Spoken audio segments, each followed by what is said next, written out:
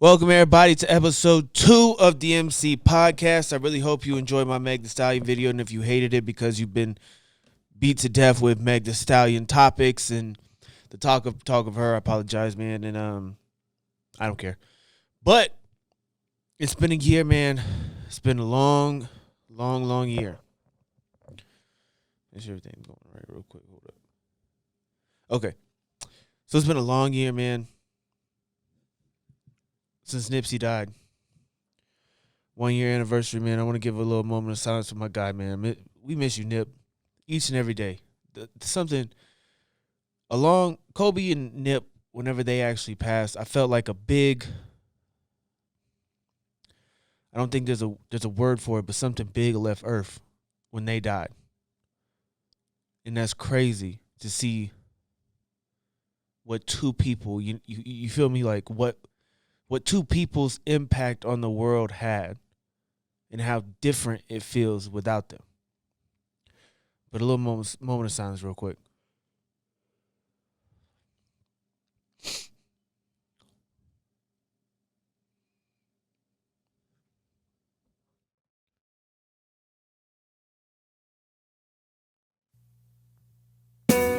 If I could replay that whole scene. Oh well, I took a fool's way out. Oh yeah, without one good reason why.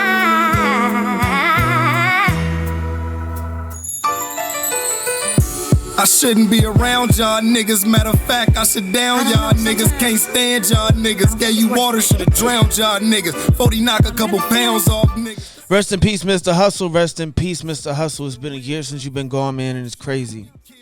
It's crazy to be here talking a year later about it when I had to start off this episode like this because it only felt right. Because when I started podcasting, my first episode was about Nipsey, man. And I'm also to be blamed, I guess, for the way I felt, because I felt like when the 1 year anniversary happened, it was a couple posts and we moved on with our day. It was really cool to see YG out there. Hopefully I'll have a picture or something up there for y'all to see. YG went to his memorial, his where he was laid to rest. That shit was dope. But it felt like as soon as the posts were done, it was like we're on to the next one. And I'm not saying that I've been doing my part, but it's crazy. And I'm gonna get into it. I'm gonna get into that a little bit more too. But really, just want to remember the legacy of Nipsey Hussle, and fuck you, TMZ, for still talking about Nipsey's daughter and how she's dealing with the death of her father. Fuck you, TMZ. That's fucking disgusting. You're gross fucking people. Just to be honest with you, I think that's disgusting of somebody. You hear that shit? Hold on. I give a fuck about new cases. Hey, cuz we still off that blue laces. Dedication. We still banging double up. Never let a hard time humble us. Blessings happen right after the trouble comes. But yeah, man, that's just nasty, and I can't believe that shit's going on. But besides that, I don't know, man. It's crazy to be here a year later talking about it. Hold on. I'm about change, give a fuck what niggas about. Dear God, I know hustle in your house. I send my condolences to his family. We love. I sniffed and die in vain. Not on no hater's name. God makes his choices. We can never explain. It's still our money in. Still running this marathon. Man, I'm gonna get a cease and desist from YouTube again. Really just wanted to say, man, it was like all the posts were gone, and it was like we were over it. It was like whenever he first passed, we were all, arms up, and we were ready to carry on the legacy of Nipsey. But it's like, what have I done? What have I done for the legacy of Nipsey in the year of his passing? What have any of us done for the year of his passing? And as I'm right here in this space as well, talking about this, man, and I hate it that we only praise somebody once they're passed. But rest in peace, my boy Evan Carter, man. I love you, bro. I'm sorry, whatever you were going through, man. I love you, bro. And I know I'm gonna see you again someday. But I hate that we're here only whenever we only want to give praise when somebody's dead. And I'm gonna let everybody know who's watching this, man. If you know me, don't praise me when I'm dead. Don't talk about me. That's how I feel. Because you didn't do it when I was here. Not the point. Point is, man, we love you, Nipsey. I gotta do something better to carry on the legacy of Nipsey Hussle, to carry on not just the legacy, but it's the thought process that he had. It was his determination, his thought process. Everything was different about Nipsey Hussle, man. And that's why I feel like it definitely needs to be talked about more. It needs to be celebrated more often. There was, the money that he put back into his neighborhood, what he built, what he gave, that's different. It's crazy to think that we're here a year later. And if like I said, bro, if it wasn't for Nip, there wouldn't be a lot of things. I wish I really would have thought more about what I wanted to say about Nipsey Hussle on his year passing, because it deserves more than what I'm doing right now. Just rest in peace, Nipsey Hussle, man. We love you. Sorry you're gone. Rest in peace, my boy Evan, man. I love you, bro. I wish I would have been able to talk to you more right before you passed. Time, what's taught me about my boy Evan's passing is time is such a fragile thing. We think that there's so much time. We think of time as this, as, oh, there's time. There's not. There is no time. You don't have enough time. You'll never have enough time. So tell whoever you love them. Be with the person that you want to be with. Do what makes you happy, because there is no such thing as time. If I would have known our time at Job Corps was all that me and bro would have ever had, like knowing each other, I would have appreciated that time a lot more. And and right now I shouldn't realize that after the fact. You know what I mean? I shouldn't realize it like, oh, that was my guy. Like, I should have realized it then. And I need to work on that. What this podcast is about, to work on yourselves. There's still things I need to work on. There's probably still things you need to work on. Comment below. Tell me what you think about. Let's get out of that funk real quick. Welcome to the E&D podcast. Welcome to Emcee's podcast. This is episode 2. I am your host, Emcee. If you do not know yet, now you know. You're welcome. Thank you to everybody who listened to episode 1. Like I said at the beginning of the video, thank you for everybody who listened to my Meg Thee Stallion video. That was only on YouTube. If you're catching this on Spotify, Apple Podcast, that was only there. So go over to my YouTube and go look at it. Hopefully I'll have the link in the description to YouTube below. And I don't think I can put a link in the description in Apple Podcasts and Spotify or all that. I probably can't. Just to be honest with you, because they're weird like that. There's certain shit you can put in there and you can't put in there. So that sucks. If you're not, just go over to Emcee TV, man. Search Emcee TV. It's the same logo as the one on Apple, Spotify podcast. Same shit. So that's where you can find me if you want to go watch the videos. If you don't want to go watch the videos, I don't care. As I got into a little bit of the Nipsey Hussle thing, man, but I'm trying to get the vibe back up real quick. And I can't think of nothing. Oh, I got it.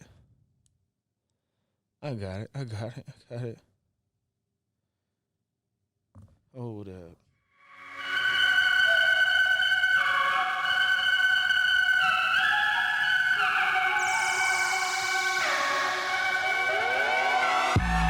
Pop at you lanes, cause I'm sucker proof. Don't play no games, boy, I'm buster proof. Pop at you lanes, cause I'm sucker proof. This is my shit. Hold up. Pop at you lanes, cause I'm sucker proof. Don't play no games, boy, I'm buster proof. Pop at you lanes, cause I'm.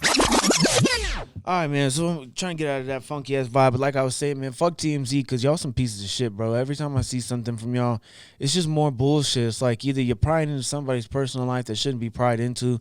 Like I kept seeing all this about Nipsey Hussle's wife, or not Lauren London. Love you, Lauren. about his daughter and how she's dealing with the grieving process. Maybe she could deal with it better if you weren't posting things on the internet about her so all her friends could see, because at this point in time, at her age, her friends can see what's on the internet. And TMZ and anybody else that's out there posting, don't talk about that person's kids, because for one, that's none of your business. For two, you have to realize that they have to go out into the world and they have to deal with all that shit because you wrote about it. That's gross to me. That's to me, that's disgusting. That's to me. I don't care what anybody else thinks. That's fucking gross to me. But I'm not gonna stay here too long because why haven't y'all canceled him? There's no cancel culture no more. Y'all got the fuck out of here, obviously. Drake dropped a couple new songs, man. I thought they were pretty dope. It wasn't even 2 songs. It was like I heard a bunch of the leaks, and the leaks were really good. The Drake and Future leaks were really good, man. I don't know if this is his way of promoting an album right now, because he's supposed to be. He should have dropped already by the timeline of Drake's music. But the whole kid thing is kind of weird that he's putting out right now.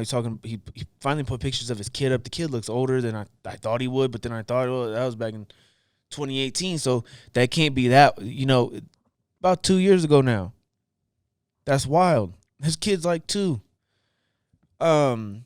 Besides that, all the Drake, so I figured by his timeline right now of his release dates, it would be at least right now, like March. Maybe he liked the summertime drop of Scorpion. Maybe that helped him out a lot more, and they're like, oh yeah, well, let's see how this goes. So I think this is more of his time he's like promoting the album by leaking it, like leaking song here and there. And he's already talked to Ellie Wilson and said he doesn't look for the single. He's not looking for the one. He dropped God's Plan. That just happened to work.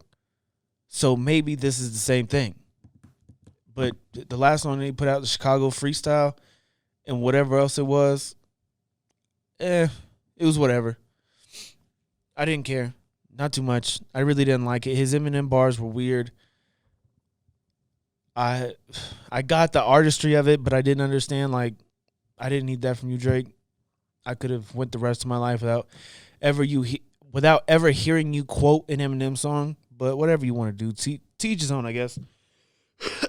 A lot of new albums have come out. Man.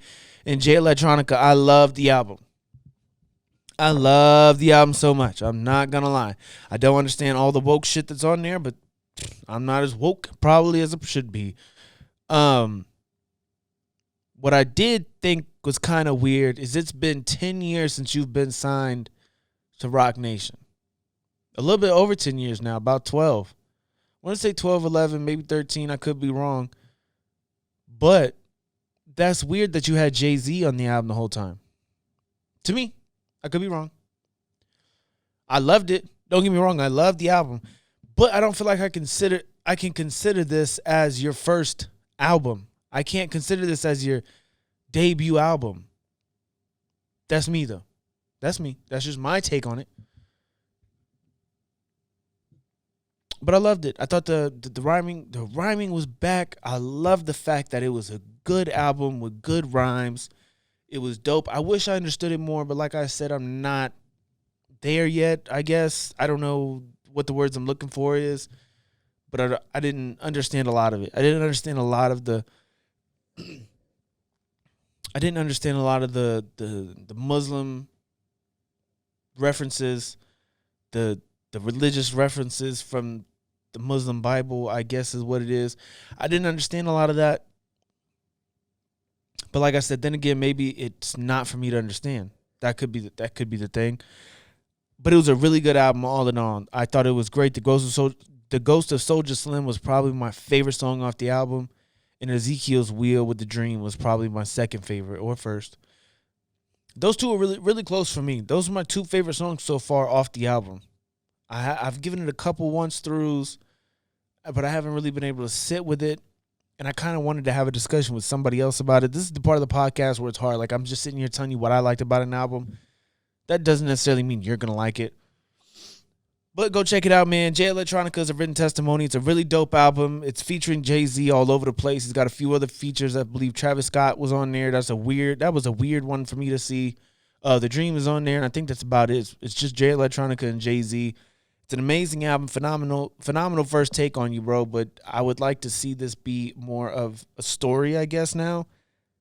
Or not a story, but I would like you to continue it now. I don't want another album in 2028 or 2029 or 2030. I don't want that. I don't want to wait that long. But whatever. It's worked for him, and he's still a rapper. Since I didn't get to, since I haven't been podcasting a lot lately, man. Russ's album "Shake the Snow Globe," that one called it. Yeah, "Shake the Snow Globe" was a really dope album. I really liked a lot of the songs on there. Some of them I could skip. I'm not saying they were bad. I could skip them though. That's pretty much all I have on his album. I haven't got enough time to listen to it, even though it's been out the most. But there was albums that came out around it, like around the time of him dropping that one, that I wanted to hear more because I've been waiting on him longer. Or not waiting on him longer, but I didn't expect it to drop. And when it dropped, I was like, oh, shit, that's dope. Like, what the fuck? And I had to wait. But give me more time on it, just like Chance's album. Chance's first day out, or Big Day. What was the name of that album is? I can't even remember the name of it anymore. That was a dope album after I gave it some time. That was a really good album. I don't give a fuck what none of y'all say.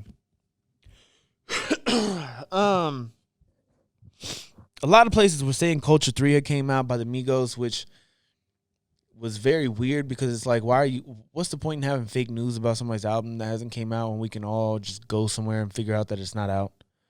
I hate that. I hate the fake news thing. It just makes no sense. It's all for clicks and likes and blah, blah, blah, but it's just fucking stupid to me. I'm not listening to the Blueface album. I'm not doing that. Find the beat. You fucking kidding me? If you can't find the beat, I don't want to listen to you. And I hate that about Blueface because I feel like he could be a good artist. He makes cool songs. They're not for me. That's just me being me. That's me being honest.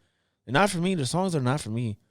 I don't like that shit like that. Just like Lil Uzi's Eternal Atake. I listen. Cool album for, I guess, the range of kids that he's trying to reach out to. He's not trying to reach out to me. That music is not for my age and demographic. That music is not for me. Not saying it's not a great album. And hold on. I cannot hate, because I have a platform. I cannot hate on the fact that he did sell 350,000 records first week. That's amazing in this time and space, in this microwave era of it's in, it's out. You know what I mean? Like, it's here, now it's gone. You're only selling usually, I think, the biggest one so far was Kanye West at 265,000 and 250,000. He had 300,000 plus in the first week. I want to say it was almost 500,000, but that doesn't happen. I think the last big number I actually saw was Drake back in 2018 with Scorpions, and that was 748,000. Records don't sell like that. Probably your favorite rapper barely sells records. Barely breaks 100,000 because it's all streams now. That's what they care about. And it's weird. I don't understand the way they do it. Maybe you have to listen to the whole album. Maybe a song has to be played so many times before it's even considered a purchased album, which is even weirder to me. I don't know. I'm not here ever saying that I know all the answers, but I'll look into more of that. But that's weird because when Hoodie Season came out by A Boogie with a Hoodie, bro sold 35,000 copies, but had the number one album on iTunes and somewhere else. And it blew my mind. That blew my fucking mind. And I'll have to look more into that. I'll come back with some more shit for y'all so y'all can understand that too.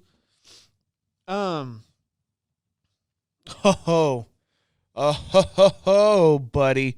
I don't have like a. Hey, yo. Nope, not that one. Drake. Not that one. It's not the one I was looking for, but that's okay. The Weeknd's album dropped, After Hours. And then Party Next Door's album, Party Mobile, dropped the week after, I want to say. Probably they both dropped on Friday, so one Friday and the Friday after that. I don't have dates written down because I wasn't too hyped up about The Weeknd's album, I would say I'm a casual fan of The Weeknd. He makes good music for me. It's just a little all over the place at times. He's very sad and very happy and then very sad, and I don't like his happy music that much.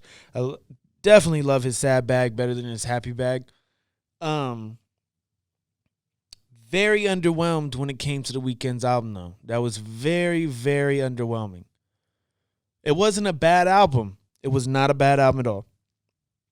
I liked it. Just very underwhelmed for not having anything since, I think, 2017. 2017 was his last album. That was a good album. Might have been 2018. I can't really remember.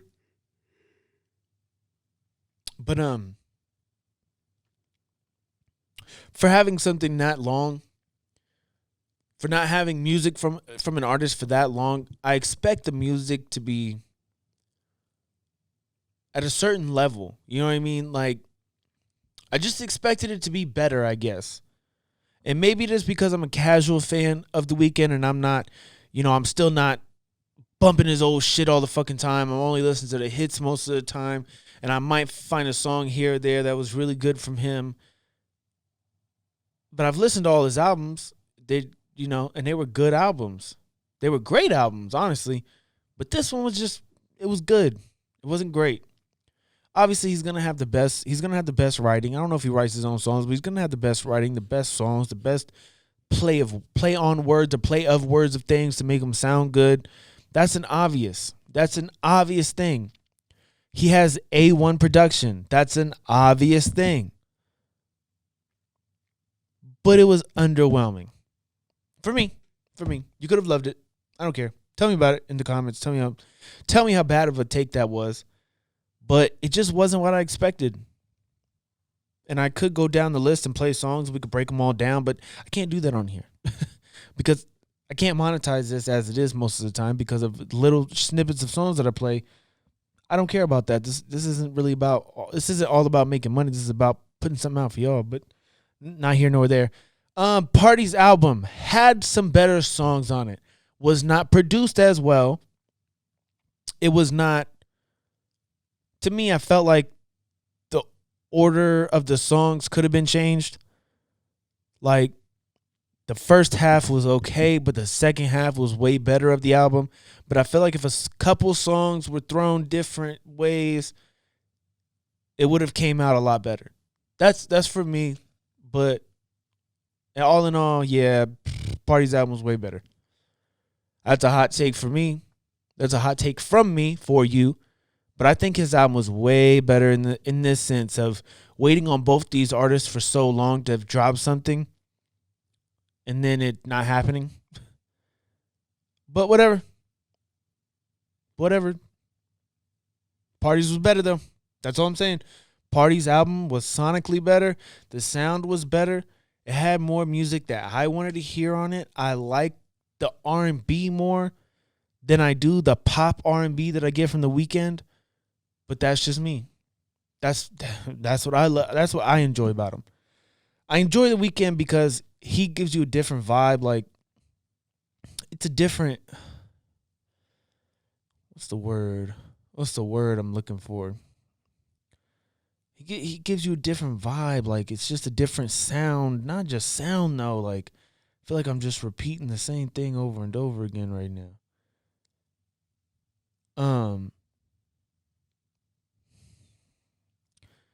It just sets a different vibe, a different mood.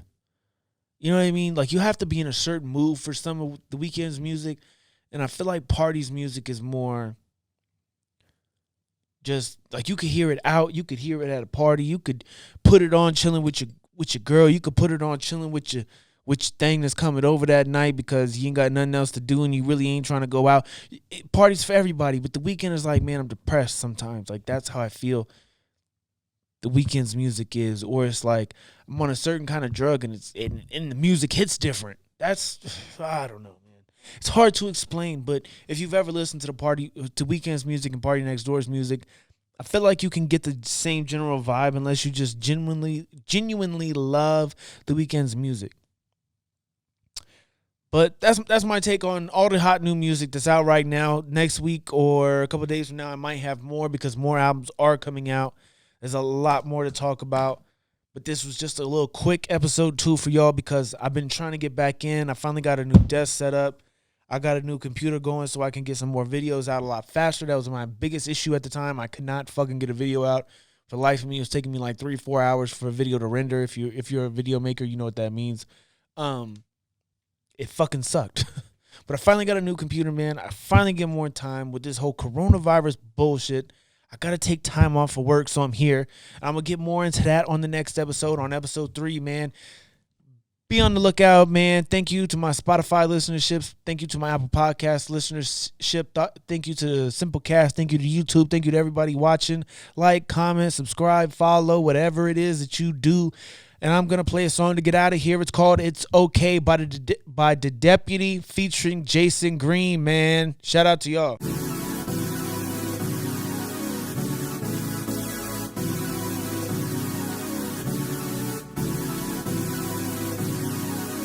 Ain't seen my brother since 13. And I'm 25 now. They put him in the back of the paddy wagon. That's when it all fell down. This happened before though. I knew he'd be back, so that's why I held tears. I expected him home in a week or 2. But it's been 12 years. Right now he got 17 total. And he coming up for parole. But if the judge say no, then he got 5 more to go. Tristan, I miss you and love you forever. But I gotta do better. See, I can write verses all day, but can't write you no letter. Acting like I'm too busy when I know that you miss me. I know you get excited when you read mail from me. You feel like you with me. I know you don't want nobody taking care of you. I know you grown too. But I'ma feel like I failed if there's nothing for you to come home to. I feel like I'm supposed to. Is it selfish that I want you home, but not till I obtain what wealth is? It's a freedom I'm talking about, and I still can't help it. I just want to give you everything that you've missed and more. For this, I pray to the Lord and never felt this close before. I know you always on the go, so it's okay. Just know with me you'll never be alone, so it's okay. And no, I'm not always by my phone, so it's okay. Remember that my love for you is strong, so it's okay. I will be okay. Okay. Okay. Okay. Okay. Okay. Okay. No, I'm not always by my phone, so it's okay. Remember that my love for you is strong, so it's okay. Okay. This is Mom. I was just calling to check on you. Hadn't talked to you in a couple of days. Just wanted you to know I love you. You guys call me back when you get a chance. Love you. Bye-bye. You ain't called in weeks.